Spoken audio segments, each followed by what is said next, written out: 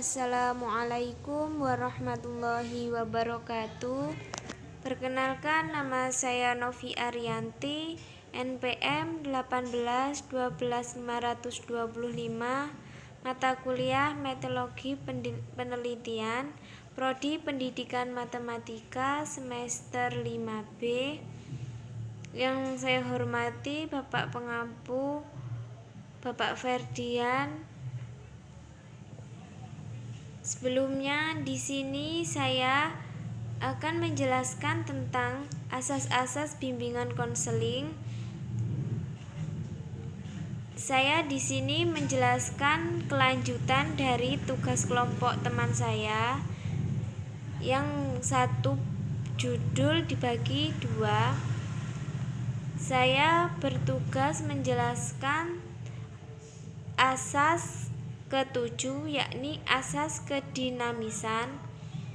Asas kedinamisan yaitu asas bimbingan konseling yang menghendaki agar isi layanan terhadap sasaran layanan yang sama kehendaknya selalu bergerak maju, tidak monoton, dan terus berkembang serta berkelanjutan sesuai dengan kebutuhan dan tahap perkembangannya dari waktu ke waktu. Keberhasilan usaha pelayanan, bimbingan, dan konseling ditandai dengan terjadinya perubahan sikap dan tingkah laku konseling ke arah yang lebih baik.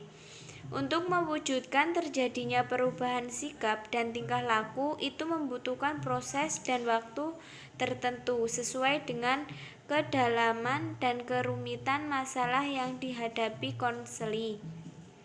Isi layanan bimbingan dan konseli dari atas ini adalah selalu bergerak maju, tidak monoton, dan terus berkembang serta berkelanjutan sesuai dengan kebutuhan dan tahap perkembangannya dari waktu ke waktu.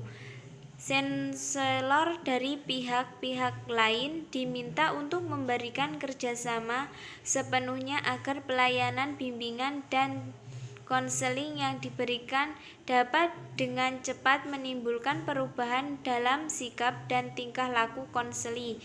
Asas kedinamisan mengacu pada hal-hal baru yang hendaknya terdapat pada ciri-ciri dari proses konseling dan hasil-hasilnya. Contoh, asas kedinamisan, seorang konselor harus mampu mengikuti pergerakan zaman agar konselor dapat menyelesaikan suatu permasalahan yang pada seorang konseli yang semakin kompleks, misalnya keluarga broken serta pergaulan bebas di kalangan pemuda. Selanjutnya, asas keterpaduan. Asas keterpaduan yaitu asas bimbingan konseling yang menghendaki agar berbagai layanan dan kegiatan bimbingan konseling, baik yang dilakukan oleh guru konseling atau konselor maupun pihak lain, saling menunjang, harmonis, dan terpaduan. Pelayanan bimbingan dan konseling menghendaki terjalin terpaduan berbagai aspek dari individu yang dibimbing. Untuk itu, konselor perlu bekerja sama dengan orang-orang yang diharapkan dapat membantu penanggulangan masalah yang dihadapi konseli. Dalam hal ini, peranan guru, orang tua, dan siswa-siswa yang lain seringkali sangat menentukan. Konselor harus pandai menjalin kerjasama yang saling mengerti dan saling membantu demi terbantunya konseli yang mengalami masalah. Untuk terselenggaranya asas keterpaduan, konselor perlu memiliki wawasan yang luas tentang perkembangan klien dan aspek-aspek lingkungan klien serta berbagai sumber yang dapat diaktifkan untuk menangani masalah klien.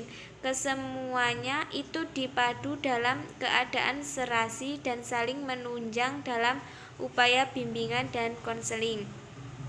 Contoh asas keterpaduan, seorang konseli melakukan kerjasama dengan seorang psikologi seks maupun dokter kandungan dan mengundang ke sekolah untuk memberikan pemahaman kepada peserta didik di sekolah agar konseli atau peserta didik memiliki pengetahuan dan pemahaman yang lebih jelas tentang seks upaya mereka tidak terjerat dalam pergaulan bebas.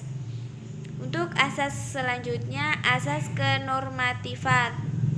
Asas kenormatifan itu asas bimbingan konseling yang menghendaki agar segenap layanan dan kegiatan bimbingan konseling didasarkan pada dan tidak boleh bertentangan dengan nilai dan norma-norma yang ada, yaitu norma agama, hukum dan peraturan, adat istiadat ilmu pengetahuan, dan kebiasaan yang berlaku. Pelayanan bimbingan dan konseling yang dilakukan hendaknya tidak bertentangan dengan norma-norma yang berlaku di dalam masyarakat dan lingkungannya. Dalam kegiatan bimbingan dan konseling, konselor tentu akan menyatakan norma-norma yang dianutnya ke dalam hubungan konseling, baik secara langsung atau tidak langsung. Tetapi harus diingat bahwa konselor tidak boleh memaksakan nilai atau norma yang dianutnya itu kepada konselingnya. Seluruh layanan dan kegiatan bimbingan dan konseling ini adalah didasarkan pada norma-norma yang berlaku, yaitu norma agama, hukum, peraturan, adat istiadat, ilmu pengetahuan, dan kebiasaan-kebiasaan yang berlaku.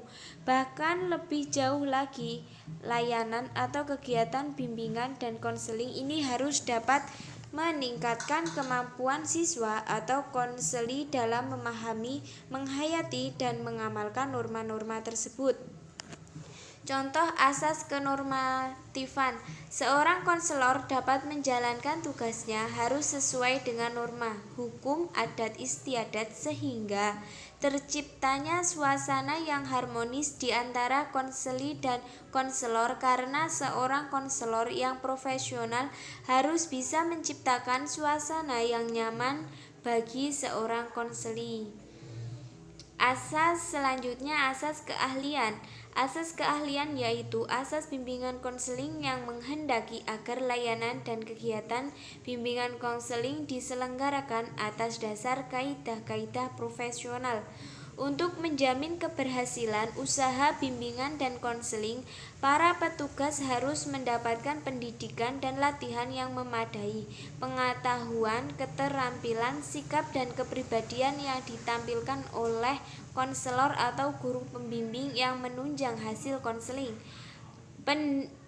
Pendek kata bahwa para pelaksana layanan bimbingan dan konseling ini harus benar-benar ahli di bidang bimbingan dan konseling, atau dalam istilah lain adalah profesional. Contoh asas keahlian: apabila ada seorang peserta didik atau konselor yang datang pada seorang konselor, seorang harus bersikap seperti konselor, bukan bersikap seperti dokter maupun yang lain, yaitu memberikan sepenuhnya semua keputusan pada konseli. Yang selanjutnya asas alih tangan, yakni asas alih tangan yaitu asas bimbingan konseling yang mengkehendaki agar pihak-pihak yang tidak mampu menyelenggarakan layanan bimbingan konseling secara tepat dan tuntas agar suatu permasalahan peserta didik mengalih tangankan permasalahan itu kepada pihak yang lebih ahli.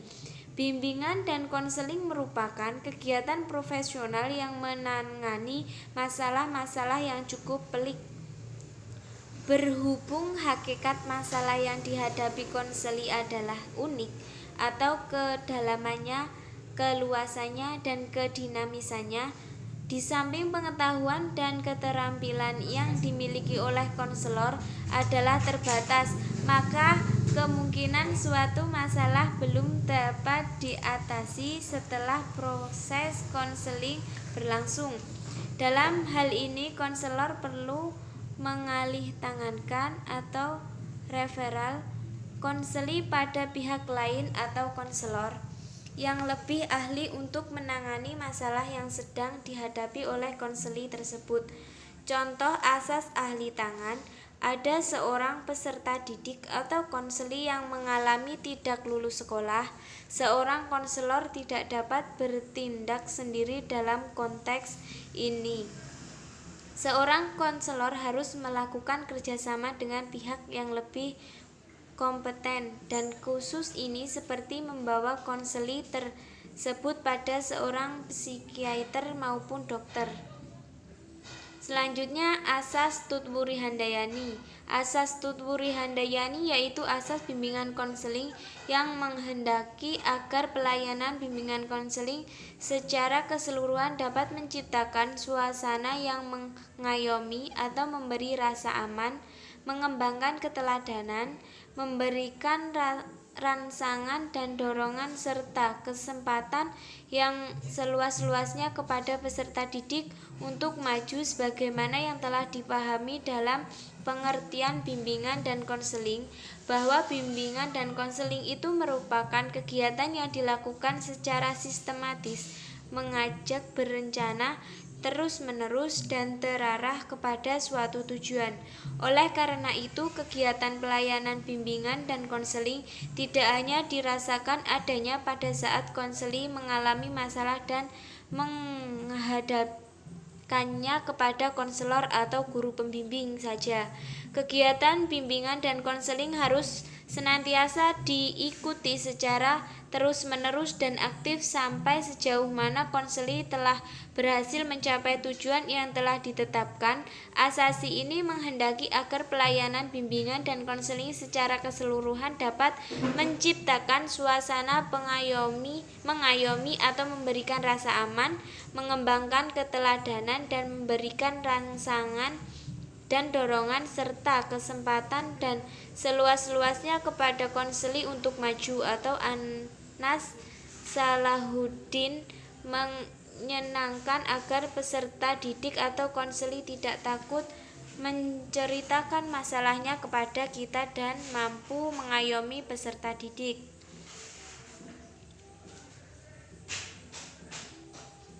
Sekian yang dapat saya sampaikan. Apabila terdapat kesalahan, saya mohon maaf.